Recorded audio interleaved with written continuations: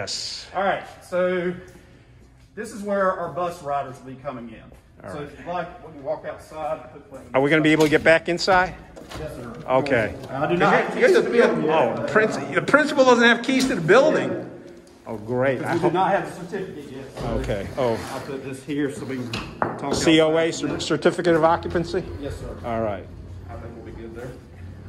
So this is where our buses will be parked, right behind where you're at.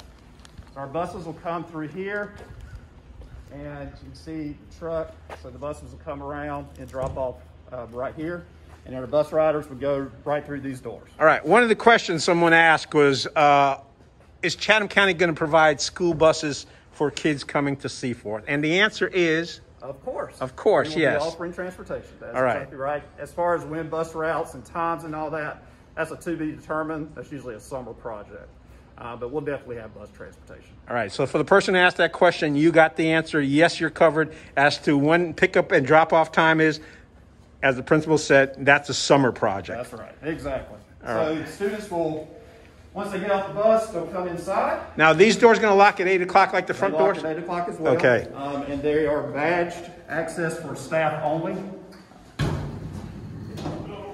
Thank you. All right. So after 8 o'clock, even if you're a bus rider and you, for some reason, couldn't make the bus, you're still going to have to come in through that front door. Well, so if we have a late bus, what will happen is there's usually staff that will be here anyway, Okay. because they'll have to give passes to kids. Gotcha. Who came in late. So let's go, we'll go down this way. So this will be our cultural arts wing. This feels a little bit like a Dungeon and Dragon game. I'm not sure which level I'm at here. So the way our building is set up is we go cultural arts, then in the middle will be dining room, and then the far end will be athletics. All right. And you'll see why it's set up the way it is in a few moments. So that is the visual arts classroom. We can't go into it because that's the contractor's office area. Gotcha. But that's where visual arts would be. It's G111. And what's your definition of visual arts? So drawing, painting. Now let me ask you this question: with arts gearing more towards digital, is that also included, or is it more of the old-fashioned paints? Right now it's old-fashioned. However, Okay. we'll have some CTE classes that might look at digital arts, you might say. Again, we're going to wait and see what our students register for to determine those type of programs.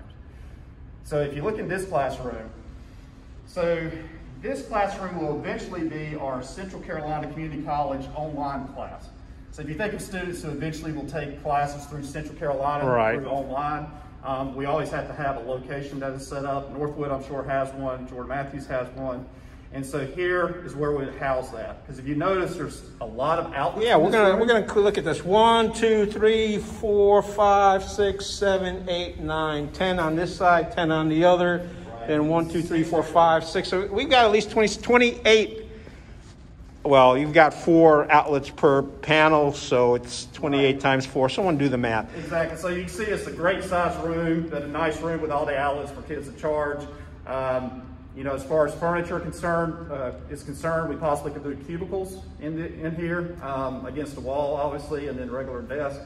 Just a lot of ideas that are floated out there, and we'll soon make those determinations. Now, this is different than the front end of the building, which is your media location. This is geared specifically towards Central Carolina community classes. Is that correct? As of right now, that is the idea of what that room will be. Okay. And I say right now because, again, based on need, we might have to make some changes. Right. We talked about this before we started. There's things that are planned, but things can change because This is a brand new school. Right.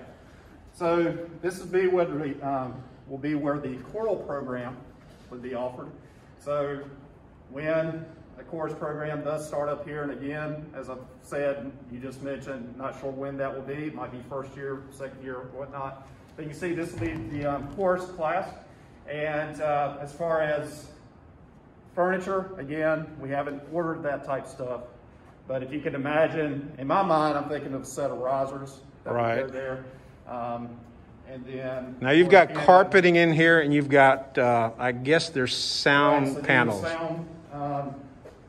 What's the word? Sound.